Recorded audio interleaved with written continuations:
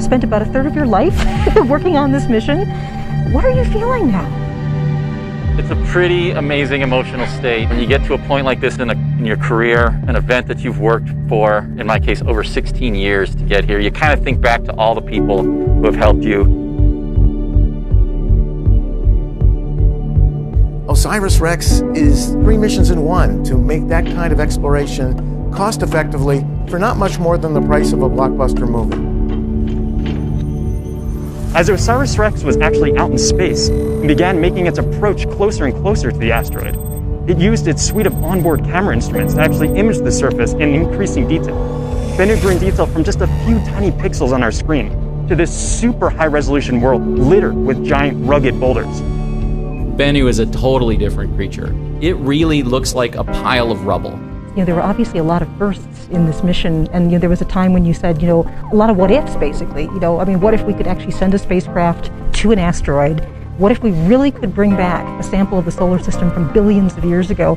But it's always really rewarding, like even when you saw the first, approach picture to Bennu, it's like, oh my gosh, that's our target. The tag is just the pinnacle of the mission so far. Getting the sample back to Earth is obviously going to be the great event of the entire mission. 3, 2, 1.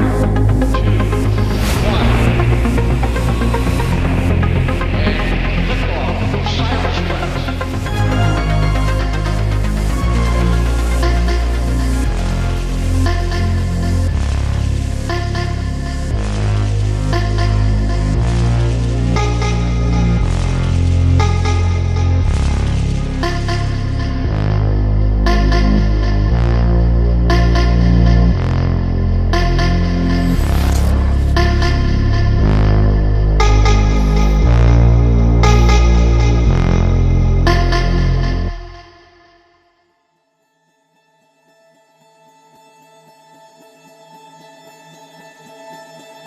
I think one of the age-old human questions, perhaps going back to the beginning of humanity, is, are we alone in the universe? And that maps directly into, why are we here?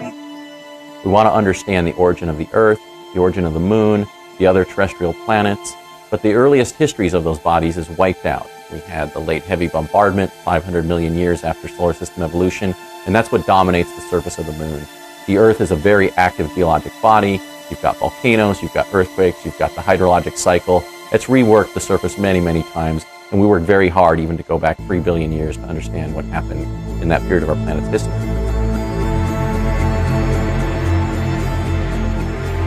The asteroids record the earliest stages of the solar system, from even events that took place before our solar system formed, the stages of protostellar collapse and the formation of the protoplanetary disk, and then the formation of hydrated minerals and organic molecules in the first 10 million years of solar system history. Asteroid Bennu is a time capsule from the earliest stages of solar system evolution. Our main goal is to collect a sample of an asteroid and return it to Earth. But why was Bennu chosen as the target destination asteroid for OSIRIS-REx? Well, the science team took into account 3 criteria when making that selection. We need an asteroid that we can easily travel to, retrieve a sample from, and return to Earth all within a few years' time. And then we needed to think about the fact that we're a solar-powered spacecraft. We couldn't get too far out into the solar system. We couldn't get too close to the sun, so that constrained the size of the orbit. So with all of those constraints, we got down to a few dozen asteroids, and then we looked at spacecraft safety. We needed something that was kind of large and not spinning very rapidly so that we could do our proximity operations and get the spacecraft down to the surface and get that sample. When an asteroid is smaller than those 200 meters in terms of diameter, it actually spins rather quickly. And it can rotate rapidly enough to where even some material could potentially be ejected off the surface. We want this to be a safe, smooth, slow high five of that surface. Our third criteria was composition. Thanks to telescopic observations in the visible and the infrared, as well as in radar, Bennu currently is the best understood asteroid not yet visited by a spacecraft. So we want to go to a carbonaceous asteroid that's recorded over 4.5 billion years of solar system history. And then finally, after all of that, we had about 5 asteroids left. We wanted to go to the one with the highest scientific value. So after all of those constraints were on the table and we looked at the millions of asteroids that are in the solar system, Bennu rose to the top as the optimum target for OSIRIS-REx. What makes Bennu so special? Why is it named Bennu? Who got to name it?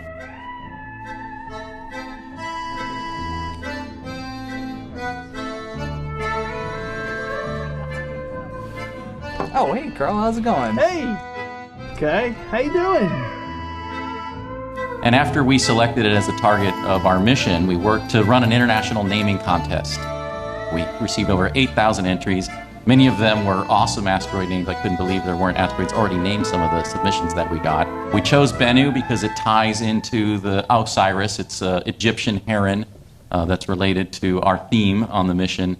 And the winner was Michael Puzio from North Carolina, and he said that the spacecraft looked like a heron in flight when it went to go down and capture the sample. So we thought that was a really excellent connection between our engineering, our science, and our themes, and that was why it was the winner of the contest.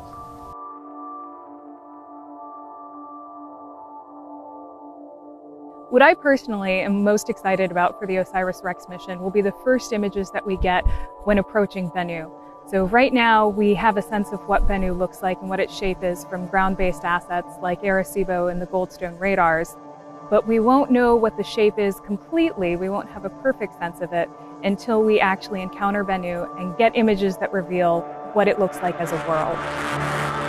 This is a space rock that is primitive, that dates back to over 4.5 billion years ago, and it's carbon rich, so we know there's potential for organic molecules to be there within that material we bring back. So it's important because it helps us understand really the formation of our solar system. That's kind of a big deal. Yeah. It is fantastic to be able to return a sample to the Earth. When you design a mission and say have a chemistry lab that you want to build to send to an object to study, you're limited by the space and the power and the data rate and all kinds of other things. You, for example, cannot have a mile-wide synchrotron put on a spacecraft. You need to design your instruments early so that they can be well understood and incorporated. You can't make changes as new discoveries happen, as new technologies are developed. When you return a sample to the Earth, you can take advantage of every new technology developed, of new minds all around the world thinking about new ways to analyze the sample. We have learned a lot of information from previous missions to asteroids and comets, and we learned from that primarily to spend the time to characterize the asteroid and then practice and simulate your sampling maneuver many times over. We have a unique design where we put this tag SAM device onto the surface of the asteroid, and then we blow down high pressure nitrogen gas, kind of agitate the soil, and then basically scoop it up in a giant air filter.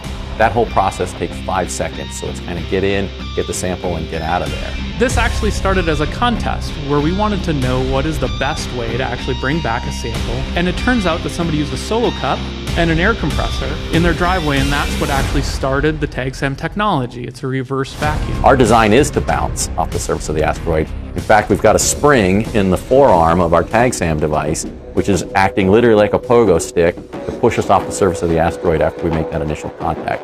So from everything that I've seen, trying to bounce off the surface of the asteroid is the easiest way to get that material.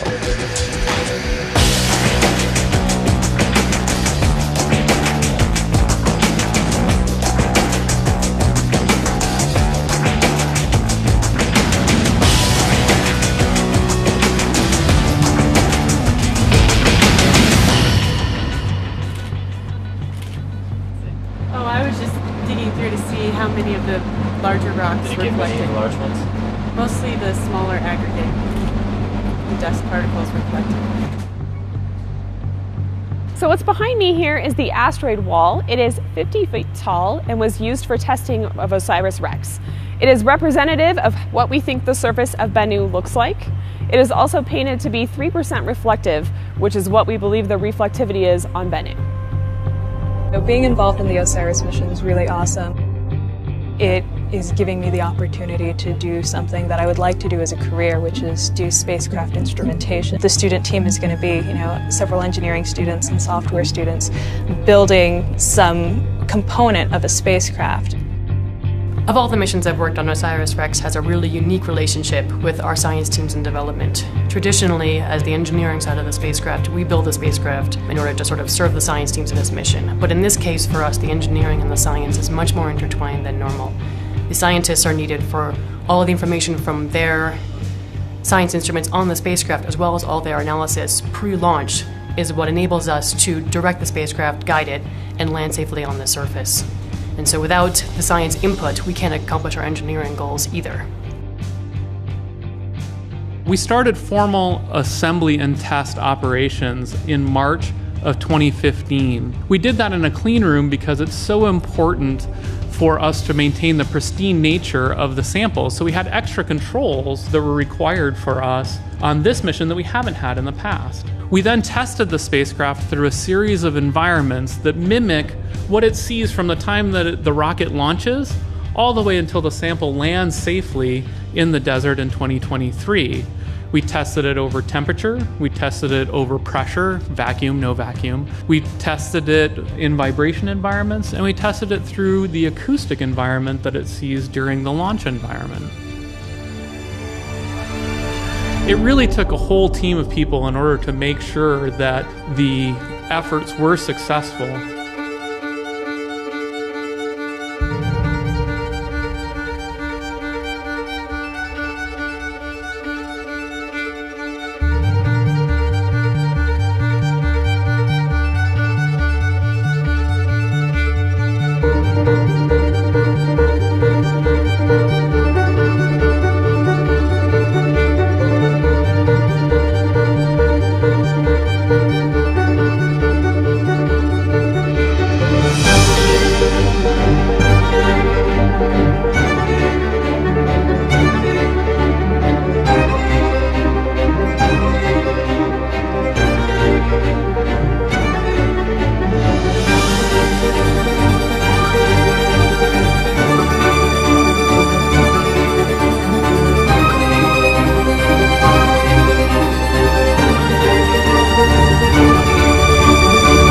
The most exciting thing is the people. We have one of the most fantastic teams around. Everybody from the folks who actually built our spacecraft to doing all of the ATLO, the testing that we've been doing in preparation from launch, the launch vehicle crew, and everybody down here at Kennedy Space Center who's been prepping us for launch, to our communications team. Everyone around us is fantastic. This is one of the best science teams out there. I'm super honored and privileged to be a part. If you want to talk about terms of the actual mission itself, getting that sample back to Earth is the most exciting part, because we will have something that preserves material from over 4.5 billion years ago. Who doesn't want that?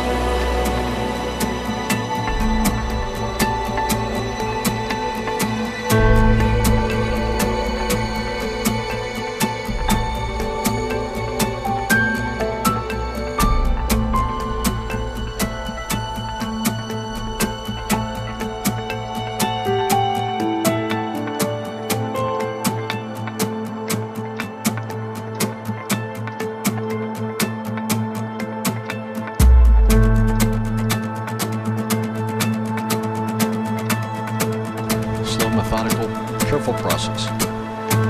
It kind of describes space business in general. And Now we have a built vehicle. We have a vehicle, and it's ready to go. And now they've finished the processing on it. We'll be ready to launch today. Excellent.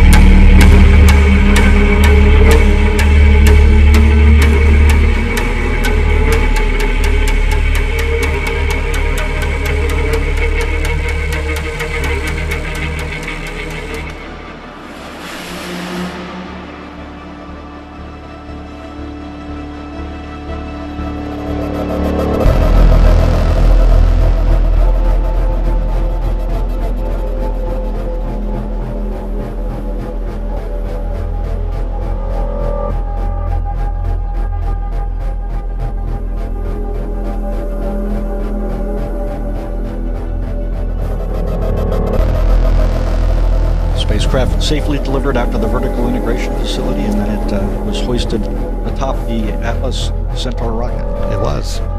It was a good day to do that. Yeah. So we found a window where the winds were down, where the clouds allowed us to do it. We got up there. The ULA guys have all been spectacular as well. Like I said, we've had a really good time here, and we're looking forward to a spectacular launch as well. 1 minute, 21 seconds and counting. Coordinator, clear to proceed. Launch director, LD is go and you have permission to launch. Proceeding with the count. What makes you excited about watching a rocket launch? What doesn't make you excited about watching a rocket launch? I hear that you're gonna feel the shock waves and the sound waves. T-minus 1 minute and counting. Status. Range green. No issues with the range. Everything continues to be go. A final status check of Atlas, Centaur, and OSIRIS-REx readiness will be conducted 25 seconds away from launch. T-minus 40 seconds. Stable at step 3.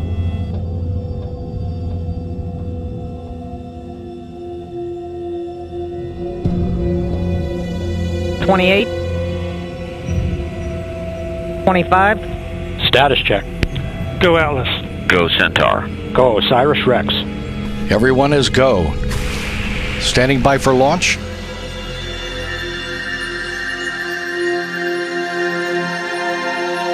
Ten seconds. 9, 8, 7, 6, 5, 4, 3, 2, 1. And liftoff of OSIRIS-REx. Its 7-year mission to boldly go to the asteroid Bennu and back. Firing look good. Starting pump speeds and injector pressures are within family. Mean chamber pressures have plateaued, begun to ramp off. Heard the voice of Marty Malinowski. The Atlas has begun a pitch and yaw pretty sure to its point of path. Control right 5 degrees inclination from the equator. As their mean chamber pressure is almost plateaued at this point. Marty 180, injector pressures look good. 45 seconds into flight. Program is complete. Boosters throttled down. And the Atlas rocket carrying OSIRIS-REx has gone supersonic. Standing by to pass through max Q, maximum aerodynamic pressure. Max Q, vehicle migrates continue to look good. This is the point when the mechanical stress on the rocket reaches its peak because of the rocket's velocity and resistance created by the Earth's atmosphere.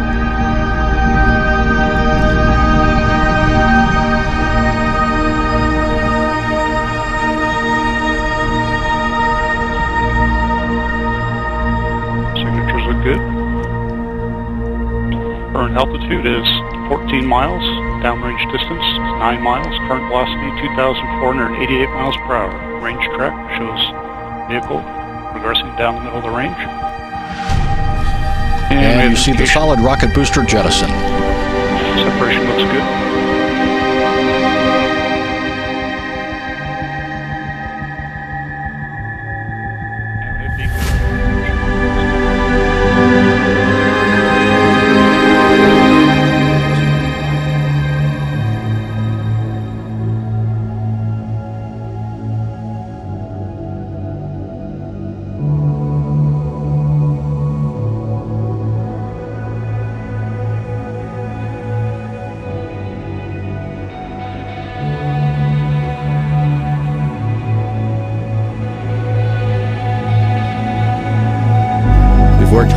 get to this point. The best times are ahead of us. We are going to get to asteroid Bennu. We're going to map it. We're going to pick that site. We're going to get that sample, and we're going to bring it back to Earth in 2023. And so I can't tell you how thrilled I was this evening. It was a wild, emotional ride, thinking of everybody that's with us, that's not with us, and all of the anomalies that we troubleshot, none of those came up. We hit all of our milestones within seconds of the predicts. Really kicked that field goal right down the center of the goalpost. So NASA has done it again, absolutely.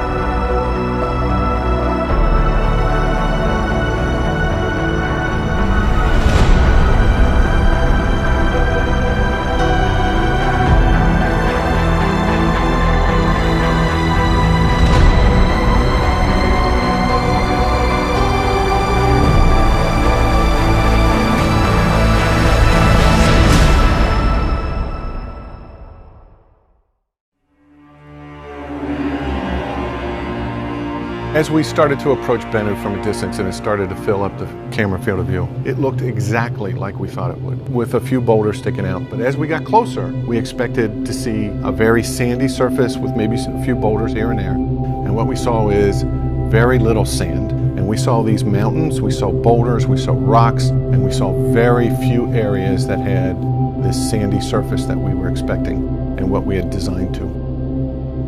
The challenge of finding a tag site on Bennu that met our original criteria was very hard. But quite honestly, this team thrives on challenge. So even though we knew we had work to go, I never doubted for a moment we would solve that puzzle, that we would crack that nut, and we would safely get the spacecraft down to the surface. We had kind of expected the unexpected. This team was ready to be surprised.